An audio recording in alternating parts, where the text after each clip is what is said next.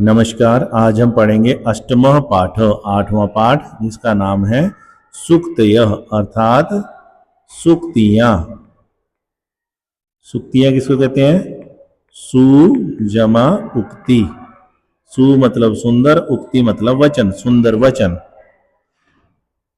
अयम पाठ, यह पाठ मूलतः मूल रूप से तमिल भाषा के तिरुकुरल नामक ग्रंथ से ग्रहीत अस्ति, ग्रहण किया गया है।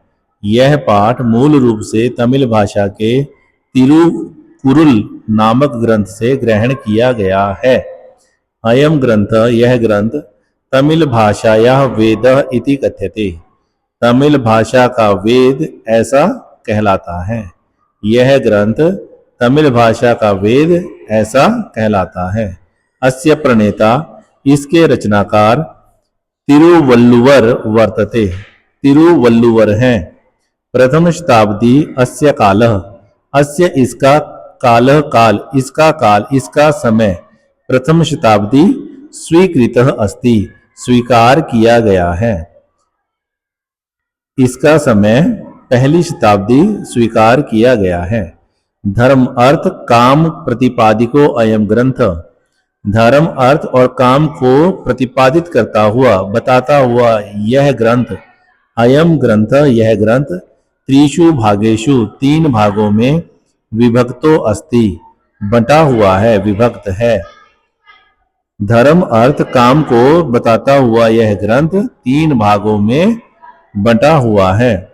तिरु शब्द श्रीवाचक अस्ति, श्री का वाचक है। अतः तिरुकुरुल शब्दस्य अभिप्रायो भवति, तिरुकुरुल शब्द का अभिप्राय होता है श्रिया युक्ता वाणी, अर्थात श्री से युक्त वाणी। अस्मिन् ग्रंथे, इस ग्रंथ में मानवानां कृते, मनुष्यों के लिए जीवन के लिए उपयोगी सत्यम सत्य, सरस बोधगम्य पदई, सरस और बोधगम्य पदों के द्वारा प्रतिपादितम अस्ति, बताया गया है। इस ग्रंथ में मानवों के लिए जीवन उपयोगी सत्य, सरस और बोधगम्य पदों के द्वारा प्रतिपादित किया गया है। आइए देखते हैं पहला श्लोक। पिता यच्छति पुत्राय बाल्ये विद्या धनम महत्, पिता यच्छति देता है, पुत्राय पुत्र को, पिता पुत्र को देता है। पिता यच्छति देता है, पुत्राय पुत्र को, पिता पुत्र को देता है। बाल्ये बचपन में, पिता पुत्र को बचपन में देता है, पिता पुत्र को बचपन में देता है। महत् अत्यधिक, विद्याधनम विद्याधन, पिता पुत्र को बचपन में अत्यधिक विद्याधन देता है। पिता यच्छति पुत्राय बाल्ये विद्याधनम महत्, पिता पुत्र को बाल्य में यानी बचपन में अत्यधिक विद्याधन देता है।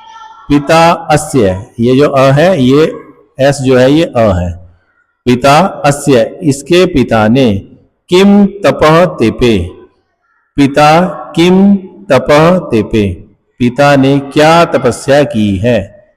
अस्य, इसके पिता ने क्या तपस्या की है, कितनी तपस्या की है। इति उक्ति तत् कृतज्ञता, इति ऐसी, उक्ति बात, ऐसा वचन, तत् उसके, कृतज्ञता को ज्ञापित करती है। ऐसी बात उसकी कृतज्ञता को ज्ञापित करती है। किसकी कृतज्ञता को? कि जो पिता ने पुत्र को बचपन में अत्यधिक विद्या धन दिया है, तो इसके पिता ने कितनी तपस्या की है, कितना त्याग किया है। ये जो उक्ति है, ये जो वचन है, ये उनके प्रति कृतज्ञता को ज्ञापित करता है। कृतज्ञता होता है किए हुए उपकार को मानना। अर्थात यदि कोई कहता है कि मेरे पिता ने बहुत तपस्या की है, तो ऐसा कहना उसके प्रति, उस पिता के प्रति कृतज्ञता को ज्ञापित करने के समान है। फिर से देखिए, पिता पुत्र को बचपन में अत्यधिक विद्याधन देता है, इसके पिता ने कितनी तपस्या की है, ऐसा कहना उसकी कृतज्ञता को दर्शाता है।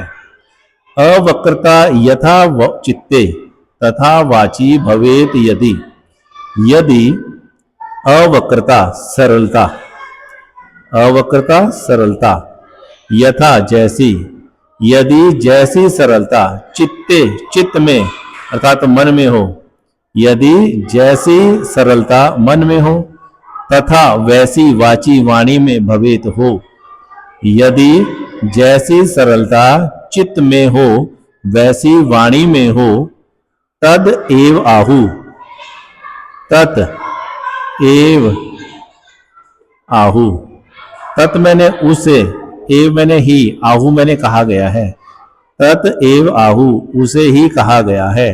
महात्मनः महात्मा लोग, समत्वम इति, समत्वम,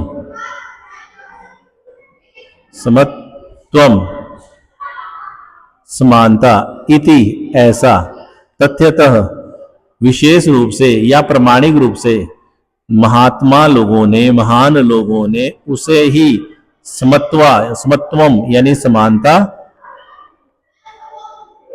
तथ्यतः प्रमाणिक रूप से कहा है। फिर से देखिए, यदि जैसी सरलता चित्त में है वैसी वाणी में हो, महात्मा लोगों ने प्रमाणिक रूप से उसे ही समानता कहा है। त्यक्त्वा धर्म प्रदाम वाचम परुषाम यो अभ्युदीरेत, परित्यज्य फलम पक्वम भुंक्ते अपक्वम विमूढ़ति। त्यक्त्वा छोड़कर, धर्म प्रदाम धर्म से युक्त, वाचम वाणी को, धर्म से युक्त वाणी को छोड़कर, यो जो, परुषाम कठोर,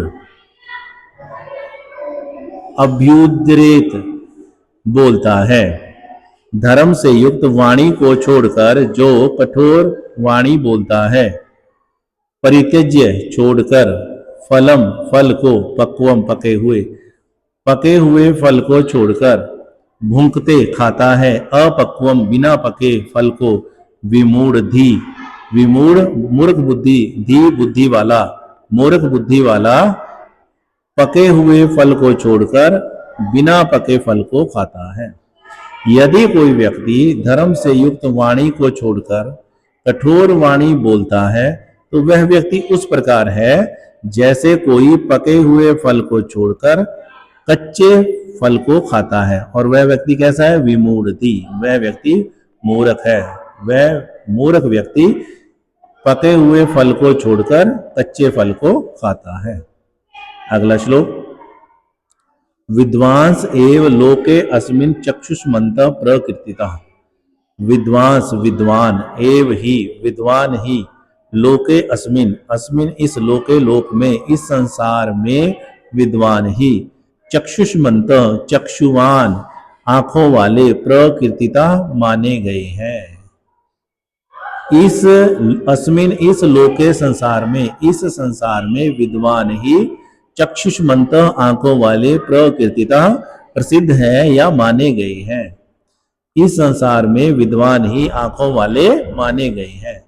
अन्येषाम वदने, अन्येषाम बाकियों के, अन्यों के, वदने शरीर पर, ये जो, बाकियों के शरीर पर जो, ते तु वे तो चक्षु नामनी मते, नाम के आंखें मते मानी गई है। दूसरों के शरीर पर अर्थात मुख पर, दूसरों के मुंह पर तो जो चक्षु हैं, जो आंखें हैं, वे नाम की मानी गई हैं। अर्थात विद्वान लोगों के पास ही इस दुनिया में असली आंखें हैं। बाकियों के शरीर पर जो आंखें हैं वे तो सिर्फ नाम की मानी गई हैं। फिर से देखिए, अस्मिन लोके, इस संसार में, विद्वांस एव विद्वान ही, चक्षुष्मन्तः आंखों वाले, आंखों से युक्त, प्रकीर्तितः माने गए हैं। इस संसार में विद्वान ही आंखों वाले माने गए हैं। अन्येषाम वदने, दूसरों के शरीर पर, दूसरों के मुंह पर, मुख पर, ये जो है, जो कौन? आंखें, ते तु वे तो चक्षु आंखें, दूसरों के शरीर पर जो आंखें हैं वे तो नामनी मते, नाम के लिए मानी गई है कि हाँ इनके शरीर पर भी आंखें हैं। वास्तव में आंखें तो किसके पास है? विद्वानों के पास। अगला श्लोक देखिए, यत प्रोक्तम येन केनापि तस्य तत्वार्थ निर्णय। यत जो, प्रोक्तम कहा गया है, जो कहा गया है, येन केन अपि जिस किसी प्रकार से, जिस किसी प्रकार से भी जो कहा गया है, येन केनापि, येन जिस, केन किसी प्रकार से, अपि भी जिस किसी प्रकार से भी, यत जो प्रोक्तम कहा गया है, तस्य उसका, तत्वार्थ निर्णय उसके तत्व के अर्थ का निर्णय, अर्थात उसके गूढ़ विषय के अर्थ का निर्णय, कर्तुम शक्यो भवेत येन, कर्तुम करने में, शक्यो समर्थ, भवेत हो, येन जिसके द्वारा, सह वह, विवेकः विवेक, इतिरितः कहा गया है, उसे ही विवेकशील व्यक्ति कहा गया है। जिस किसी प्रकार से भी जो कुछ कहा गया है उसके मूल अर्थ का निर्णय करने में, कर्तुम करने में, शक्तो समर्थ, भवेत हो निर्णय करने में समर्थ हो, येन जिससे, सह विवेक इतिरितः उसे विवेक कहा गया है। अर्थात किसी के भी द्वारा, येन केनापि जिस किसी भी प्रकार से, यत प्रोक्तम जो कुछ कहा गया है, तस्य तत्वार्थ निर्णय उसके गूढ़ अर्थ का निर्णय करना, कर्तुम शक्यते करने में सक्षम, भवेत हो जिससे व्यक्ति उसके गूढ़ अर्थ के निर्णय को करने में समर्थ हो, ये जिससे, ये जो निर्णय करने में समर्थ किससे होगा, सह विवेक इतिरितः उसे ही विवेक कहते हैं।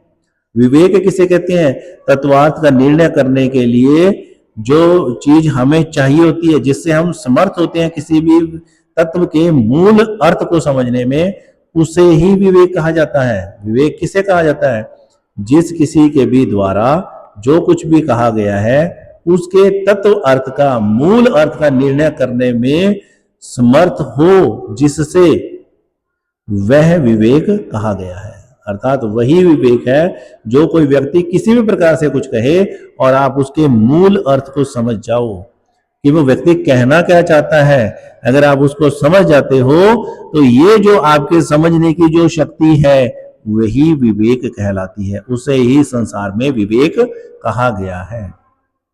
वाक्पटु धैर्यवान मंत्री सभायाम अपि अकात्रः, सभायाम सभा में, अपि भी, अकात्रः, कात्र कहते हैं कायर को, अकात्रः बहादुर। वाक्पटु, वाक कहते हैं वाणी को, पटु मैंने होशियार, निपुण, बोलने में निपुण, धैर्यवान, धैर्य से युक्त, मंत्री, मंत्री, सभायाम अपि, सभा में भी, अकात्रः वीर, सह केनापि प्रकारेण, सह मैंने वह कौन, मंत्री, वह मंत्री, केनापि प्रकारेण किसी भी प्रकार से, परई दूसरों के द्वारा, न नहीं, परिभूयते पराजित होता, वह किसी भी प्रकार से दूसरों के द्वारा पराजित नहीं होता।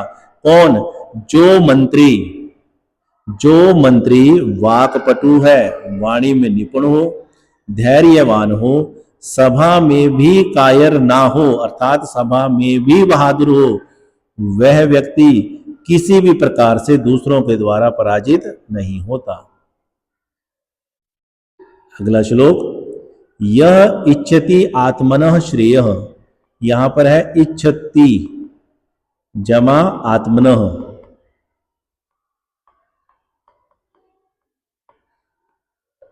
यह जो इच्छति चाहता है, आत्मनः अपना, जो चाहता है अपना, श्रेयः कल्याण, जो व्यक्ति अपना कल्याण चाहता है, प्रभुतानि सुखानि च और प्रभुतानि अत्यधिक सुखानि सुख, जो व्यक्ति अपना कल्याण और अत्यधिक सुख इच्छति चाहता है, जो इच्छति चाहता है, आत्मनः अपना, श्रेय कल्याण, प्रभुतानि अत्यधिक सुखानि सुख च और जो अपना कल्याण और अत्यधिक सुख चाहता है, न कुर्यात अहितम, यहां पर है कुर्यात जमा अहितम, कुर्यात मैंने करना चाहिए, अहित मैंने अहित, न नहीं, नहीं करना चाहिए, अहित कर्म, कर्म उसे अहित कर्म नहीं करना चाहिए, सह उसे, परेभ्य दूसरों के लिए, कदापि कभी भी, कदापि का मतलब कदा जमा अपि, कभी भी, च और उसे दूसरों के लिए कभी भी अहित नहीं करना चाहिए। यह इच्छति आत्मन श्रेय, जो अपना कल्याण और अत्यधिक सुख चाहता है उसे दूसरों के लिए कभी भी अहित कर्म न कुर्यात करना चाहिए। उसे दूसरों के लिए कभी भी अहित काम नहीं करना चाहिए। आचारः प्रथमो धर्मः इति एतद् विदुषां वचः। आचारः आचरण, प्रथमः पहला, धर्मः धर्म है, आचरण पहला धर्म है। आचारः प्रथमो धर्म, आचरण पहला धर्म है। इति एतद् विदुषां वचः, इति ऐसा, एतत् यह, इति एतद् ऐसा यह, विदुषां वचः विद्वानों के वचन है। आचरण अर्थात आचार यानी सदाचार, अच्छा आचरण। सदाचार पहला कर्तव्य है, यानी व्यक्ति को हमेशा गुड बिहेवियर, अच्छा आचरण करना चाहिए। इति एतद् विदुषां वचः, यह विद्वानों का वचन है। धर्म यानी कर्तव्य। आचारः प्रथमो कर्तव्य, सदाचार अच्छा आचरण पहला कर्तव्य है, ऐसा यह विद्वानों का वचन है, विद्वानों के यह वचन है। तस्मात् रक्षेत, तस्मात् उसको, रक्षेत रक्षा करनी चाहिए, सदाचारम सदाचार की, उस सदाचार की रक्षा करनी चाहिए। प्राणिभ्यो अपि, प्राणों से, अपि भी, प्राणों से भी, विशेषतः विशेष रूप से उस सदाचार की प्राणों से भी अधिक रक्षा करनी चाहिए। आचारः प्रथम धर्म, आचरण सदाचार पहला धर्म है, पहला कर्तव्य है, यह विद्वानों के वचन है। इसलिए सदाचार की विशेष रूप से प्राणों से भी अधिक रक्षा करनी चाहिए। इसी के साथ ये पाठ समाप्त होता है। देखने के लिए बहुत बहुत धन्यवाद।